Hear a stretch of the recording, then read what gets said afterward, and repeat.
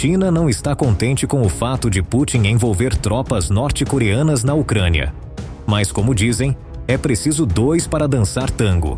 E não é apenas Putin que concordou com esse acordo entre a Rússia e a Coreia do Norte. A outra parte nisso é Kim Jong-un, com quem a China tem uma espécie de aliança.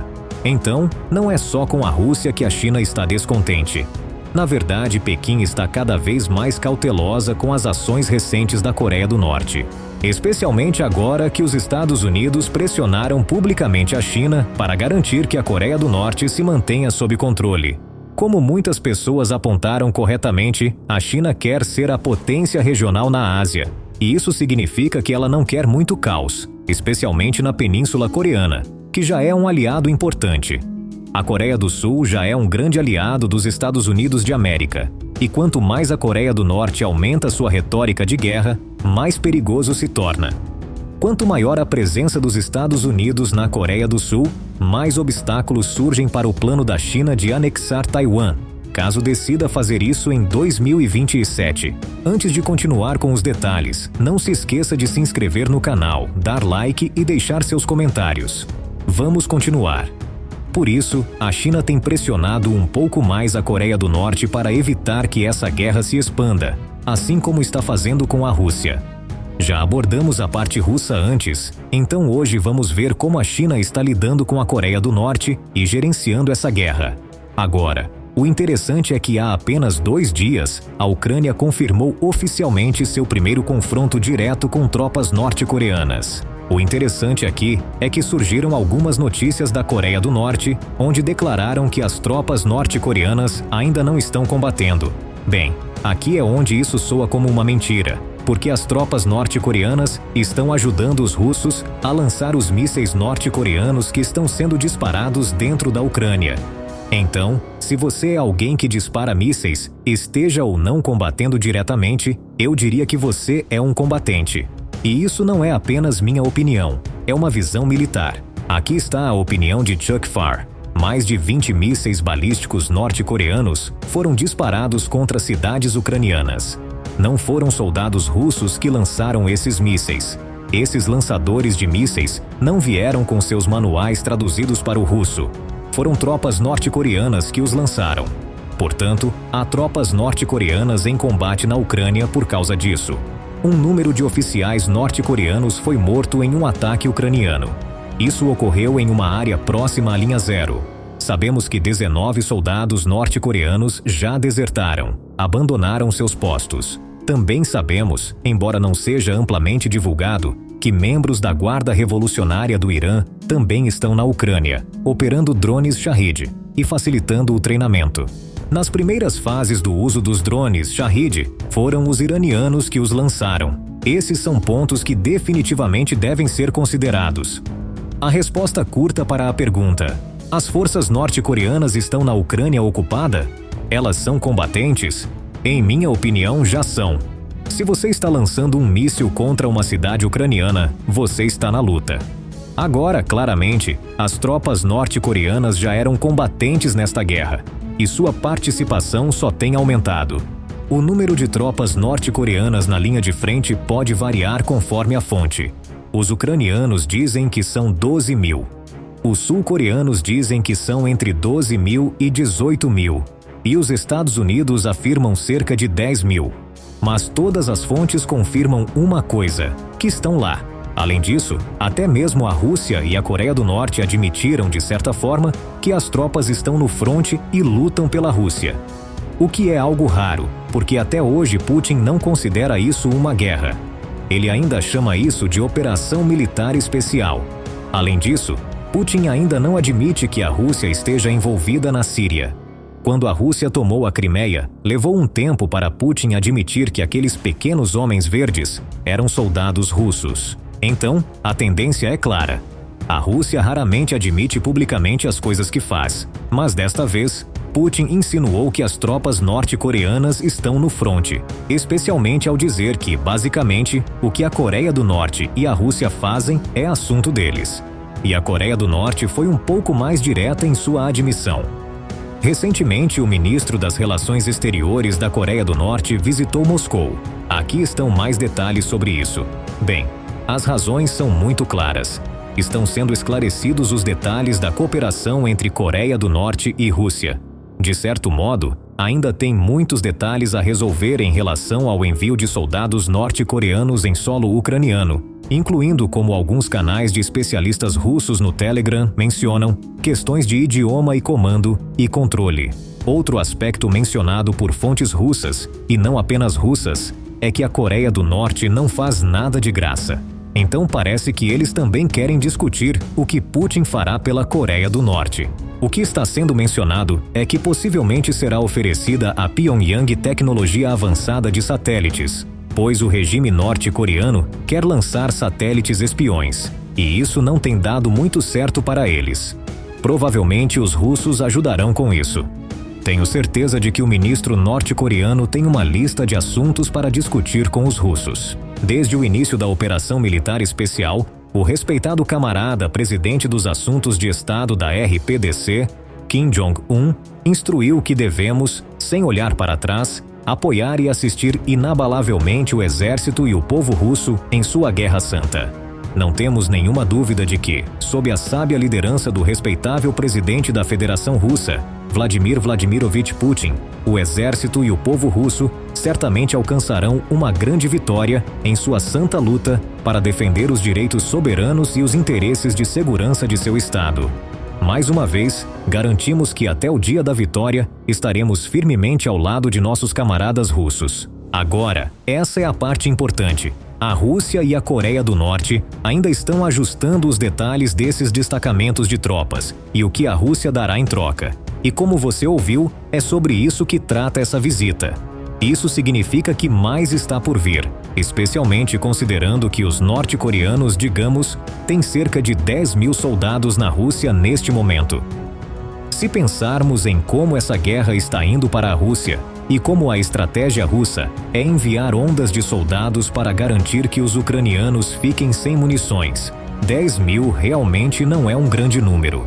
A Rússia tem perdido entre 1.200 e 1.300 soldados por mês. Então, 10.000, digamos, durariam 9 dias. Não é um número tão grande de tropas. Mas o fato de que o ministro das Relações Exteriores da Coreia do Norte esteja visitando a Rússia e que ainda estejam ajustando os detalhes do acordo pode sinalizar ou sugerir futuros destacamentos. A Coreia do Norte pode enviar muito mais tropas. Já está enviando milhões de projéteis para a Rússia, e mais tropas é exatamente o que a Rússia precisa, especialmente porque Putin não quer fazer uma mobilização na Rússia, pois isso lhe causaria problemas.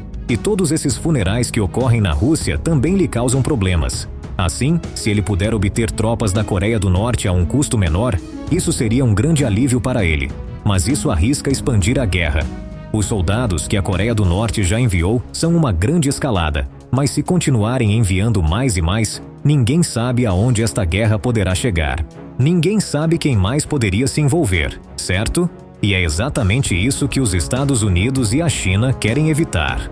Por isso, os Estados Unidos de América pediram publicamente à China que, acredito, pressione a Coreia do Norte para evitar que essa guerra se expanda, algo que a China também tem feito com a Rússia, como mencionamos anteriormente. Então, vamos falar sobre os pedidos dos Estados Unidos à China. Nós nos comunicamos com a RPC sobre este assunto para deixar claro que estamos preocupados com isso e que eles também deveriam estar preocupados com essa ação desestabilizadora de dois de seus vizinhos, Rússia e Coreia do Norte. Vamos deixá-los falar por si mesmos, mas deixamos claro para a China, há algum tempo, que eles têm uma voz influente na região e deveriam estar preocupados com as medidas que a Rússia tomou para minar a estabilidade. Diplomatas e oficiais militares dos Estados Unidos e da Coreia do Sul estão programados para se reunir em Washington em um futuro próximo. Segundo especificou o Departamento de Estado, eles discutirão o posicionamento das tropas norte-coreanas perto da fronteira com a Ucrânia e a expansão das relações entre Moscou e Pyongyang. Anteriormente, uma delegação da República da Coreia visitou a sede da OTAN e informou os aliados sobre o envio de soldados norte-coreanos. Segundo a mídia ocidental, a aliança supõe que Seul pode reconsiderar sua política e começar a oferecer apoio militar a Kiev.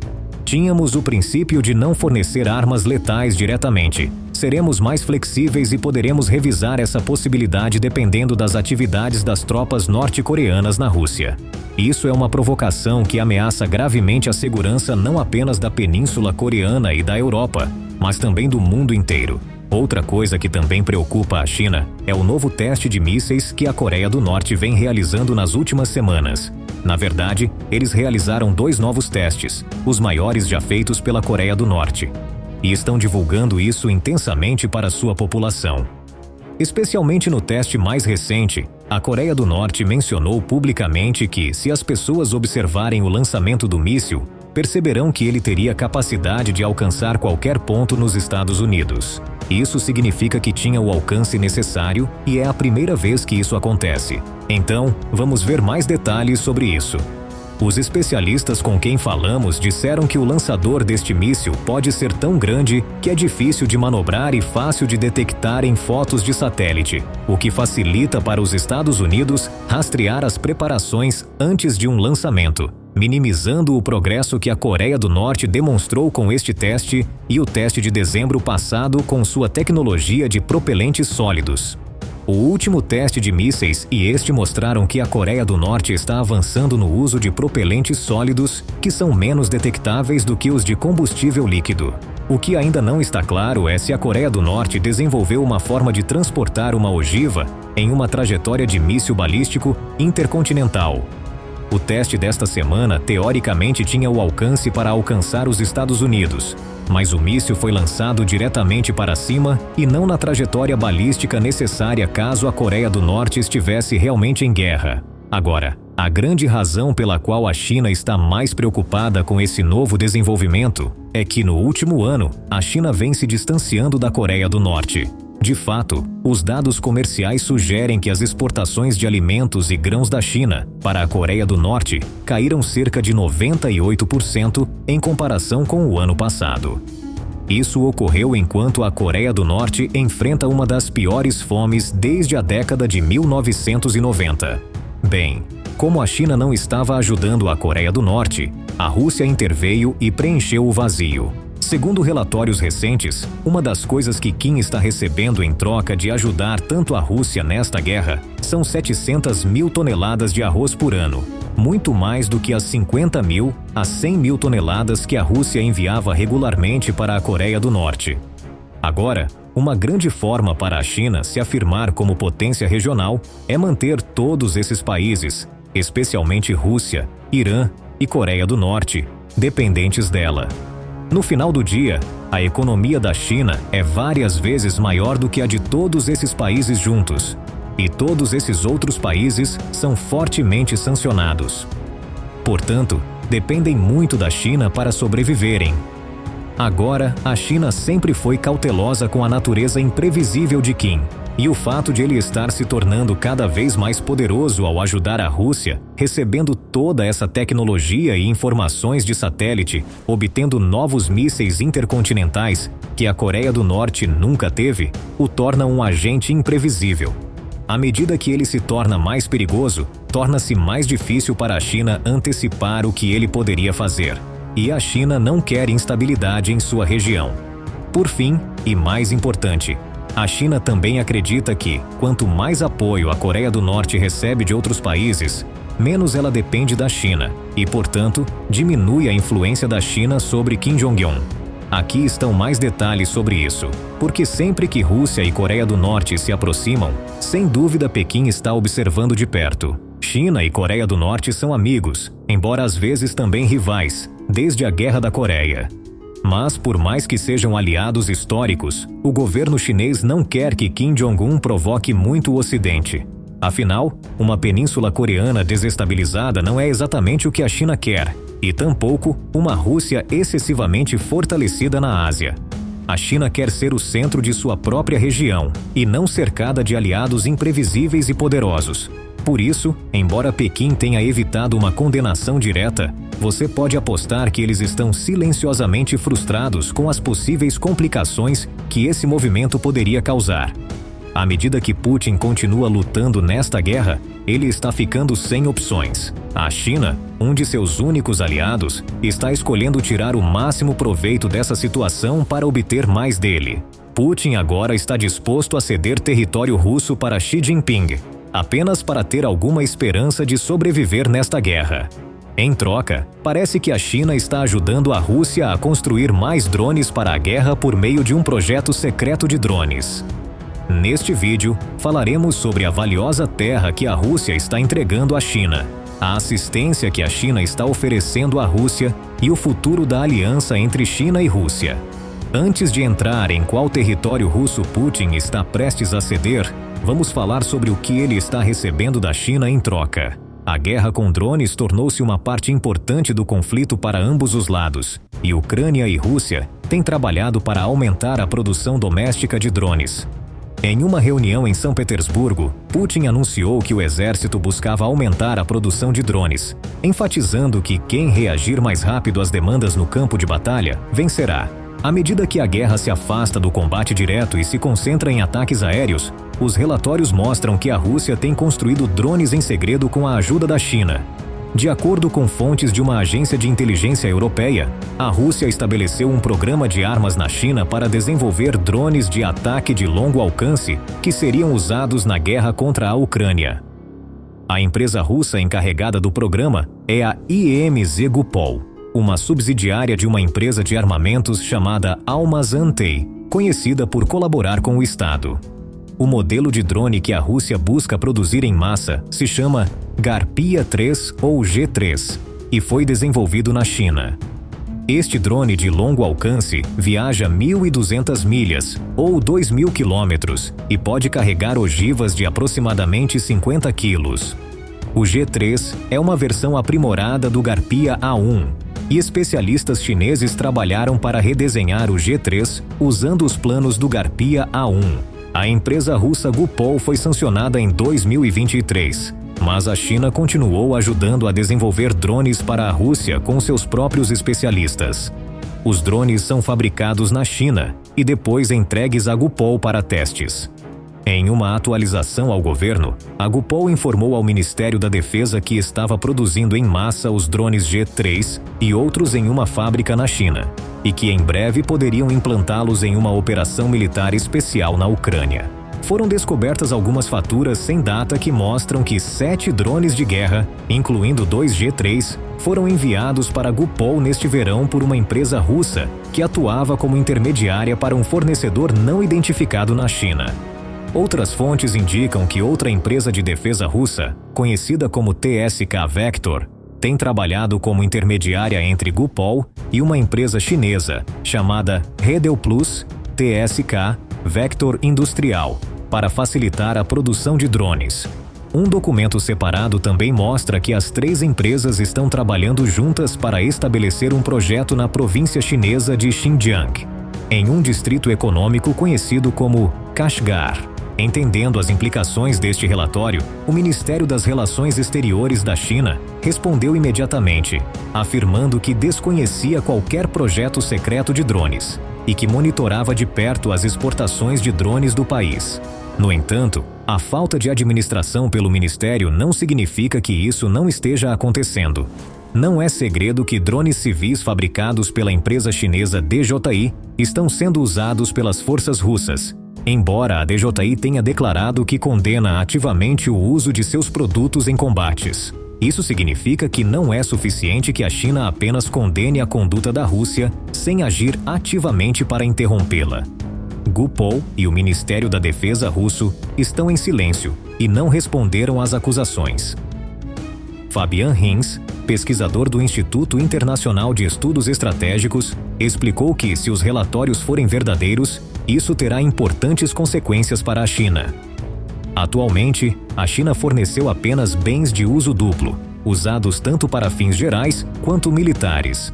Um sistema secreto de drones seria um sinal claro de que é para a guerra na Ucrânia. Em resposta ao relatório, o Conselho de Segurança Nacional da Casa Branca expressou preocupação e interpretou as ações da China como assistência letal a uma empresa russa sancionada pelos Estados Unidos. Agora passamos à troca de Putin por território russo.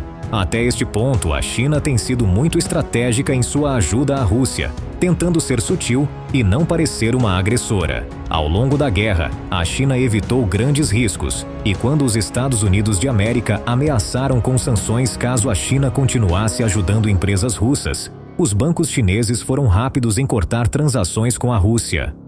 Agora, ajudar na produção de drones para a guerra na Ucrânia é uma maneira segura de que a China seja rejeitada pela comunidade internacional e corra o risco de mais sanções. Isso significa que o que a China está obtendo definitivamente vale a pena.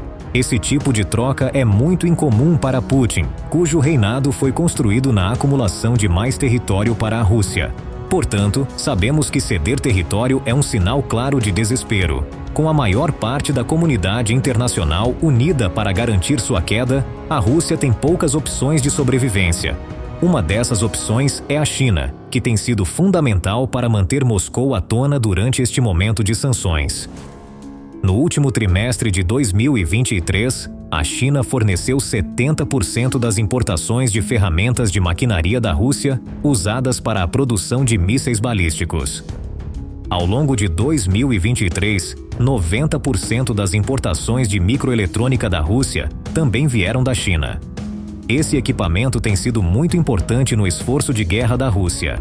Para continuar recebendo assistência da China, a Rússia terá que ceder algo em troca. O território que a China possivelmente receberá nesta troca é o rio Tumen. O rio começa no nordeste da Ásia, entre a China e a Coreia do Norte, e depois entra na Rússia. Tem 521 quilômetros de extensão e sua bacia mede 33.800 quilômetros quadrados. Ele nasce no Monte Paektu, na fronteira entre a China e a Coreia do Norte, e depois flui pela Rússia até desaguar no Mar do Japão. Aproximadamente 30% do rio forma parte da fronteira entre a Coreia do Norte e a China, 40% é a fronteira entre a China e a Rússia, e 30% faz parte da fronteira entre a Coreia do Norte e a Rússia. Embora grandes partes do rio passem pelos três países, o acesso não é distribuído de maneira equitativa. Aproximadamente 65% do rio flui pela China, através das províncias de Jilin e Liaoning. No entanto, a China tem o menor acesso. No início, o rio era território chinês durante a dinastia Qing. Depois vieram as guerras do ópio entre a China e as potências ocidentais, que terminaram muito mal para o Império Qing. A Rússia aproveitou a fraqueza do império e assinou o Tratado de Aigun com a China, que fez Pequim perder uma grande quantidade de territórios. Um dos termos foi que o Império Qing teve que ceder o rio Tumen ao Império Russo. As relações entre as duas nações eram tensas, mas em 1991, a Rússia e a China assinaram o Acordo Sino-Soviético, que esclareceu as fronteiras do rio Tumen.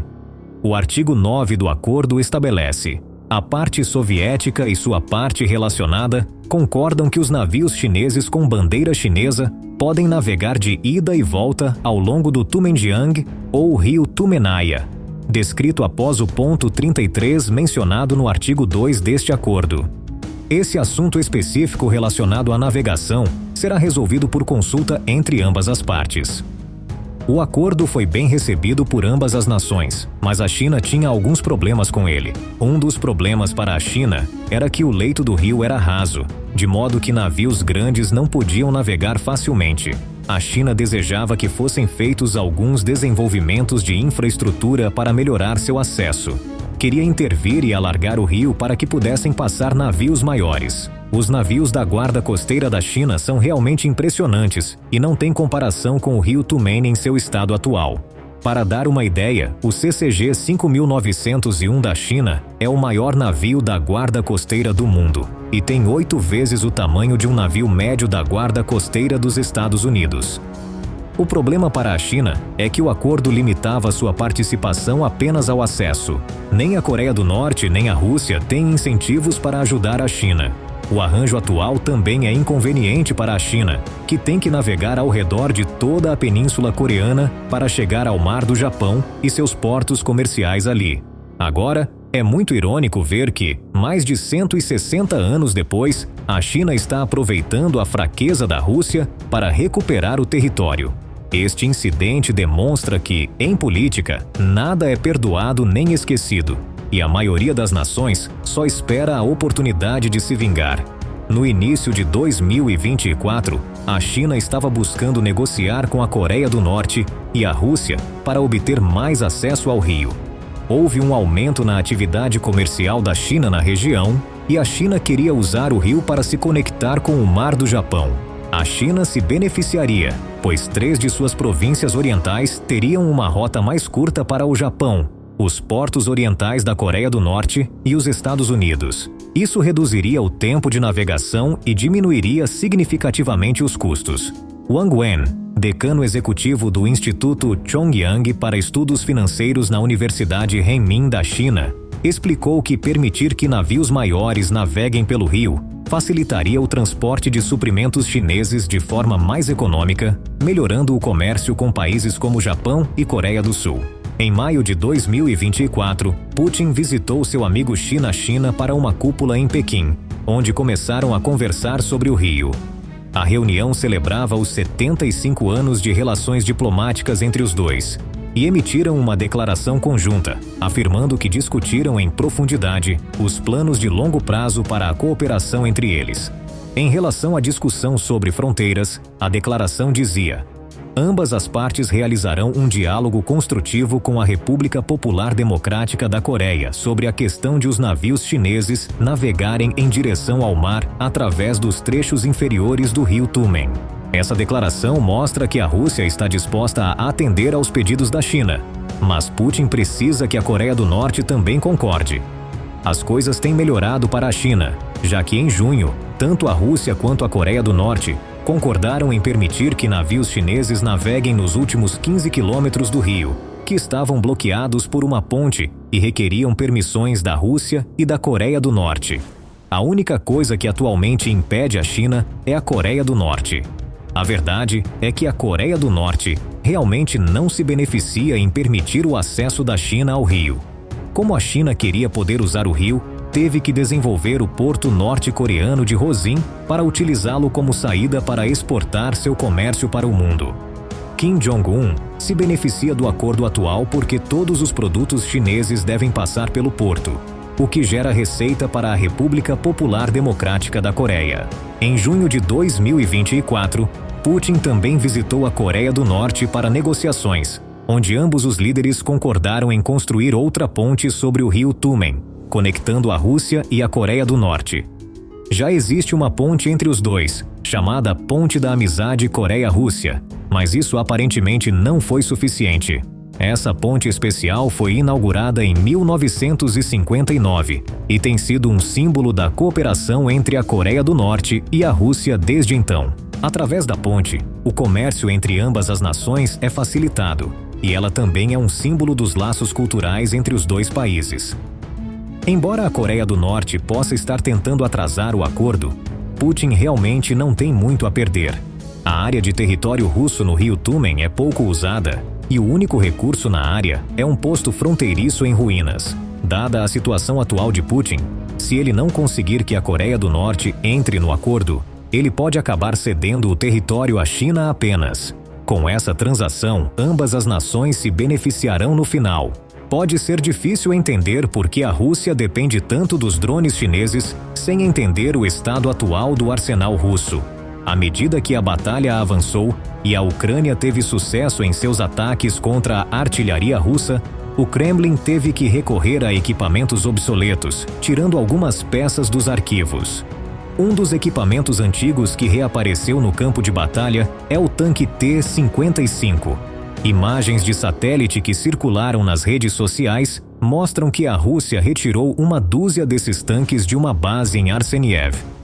Esses tanques específicos foram comissionados pela primeira vez em 1948 pelo Exército Vermelho da União Soviética. De acordo com John Delaney, um curador sênior do Museu Imperial da Guerra, eles estão lá há uma década ou mais. Eles precisarão de uma quantidade considerável de trabalho para deixá-los em boas condições de funcionamento. Também devemos entender que, mesmo que a Rússia quisesse produzir armamento para competir com o de seus rivais, a fuga de cérebros que o país enfrenta não permitiria isso. Quando a guerra começou em 2022, muitas pessoas começaram a fugir. De acordo com estimativas, até 1 milhão dos cerca de 144 milhões de russos deixaram o país em 2022 e 2023, no que foi a maior fuga de cérebros desde a queda da União Soviética. Esse número inclui jovens e pessoas qualificadas que seriam fundamentais no design e fabricação de equipamentos militares para o exército russo. Devido a isso, a Rússia teve que recorrer à China para preencher essa lacuna. Agora, vamos discutir o quão crítica é a situação de Putin.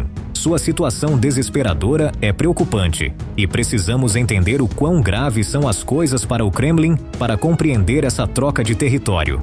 É bem sabido que Putin entrou na guerra com a Ucrânia confiante, com a expectativa de que terminaria em 3 semanas. 2 anos e meio depois, Putin ainda está em guerra, estendendo seus recursos ao máximo. A invasão surpresa de Kursk em agosto pela Ucrânia foi um ponto de inflexão significativo na guerra. Desde então, a Rússia vem sofrendo ataque após ataque. Vamos falar primeiro dos sucessos recentes da Ucrânia na guerra.